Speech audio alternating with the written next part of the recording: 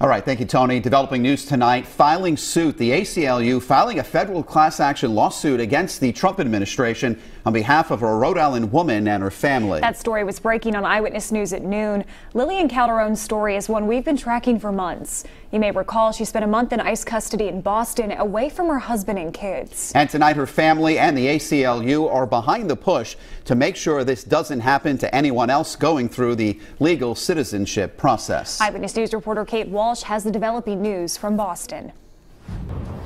We are outside the ACLU of Massachusetts headquarters here in Boston, where earlier today, Lillian Calderon, her husband, lawyers, and representatives of the ACLU of Massachusetts and Rhode Island announced they're suing the Trump administration.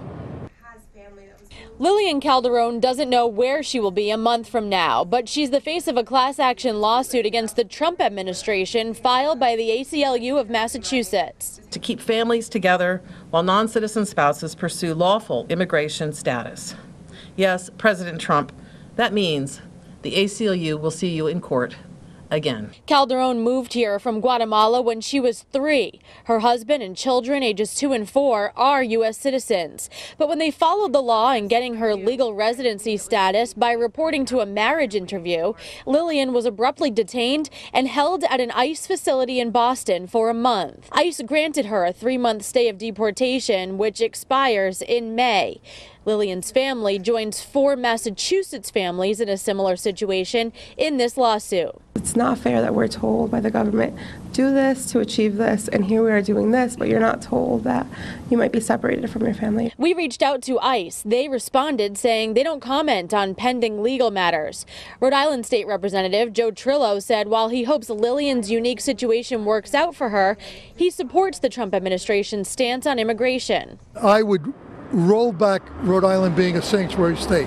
I don't like that image. I think it's wrong. It sends the wrong message. Lillian Calderon says she has no family in Guatemala if she's deported. New at 6 tonight, find out more about the 4 other families joining Lillian Calderon in this class action lawsuit. In Boston, I'm Kate Walsh, Eyewitness News. New details at 6 on the Rhode Island woman, now the face of a class action lawsuit against the Trump administration's immigration policies. As we've reported, immigration enforcement detained Lillian Calderon for weeks after she attempted to apply for permanent resident status. And today, the ACLU announced the lawsuit on behalf of her and several other families. Eyewitness News reporter Kate Walsh was in Boston today for the announcement. Earlier today, we were inside this building, the ACLU of Massachusetts headquarters here in Boston, where Lillian Calderon and her husband Louis announced why they are joining 4 other families, as well as many lawyers, in filing a class action lawsuit against the Trump administration. 5 families, including 9 children, represent an unknown number of families in the U.S. living in fear. They're named in a class action lawsuit filed by the ACLU of Massachusetts against the Trump administration, demanding families not get divided when a spouse or parent comes out of the shadows to apply for permanent U.S. residency. At the center of the suit is Lillian Calderon and her husband Louis Gordillo of Rhode Island. We want to just speak up, and hopefully other families come out and speak up as well. Lillian moved here from Guatemala when she was 3, married Louis, a U.S. citizen, and they have 2 young children. But when they attended a marriage interview to prove its legitimacy, she was detained for a month.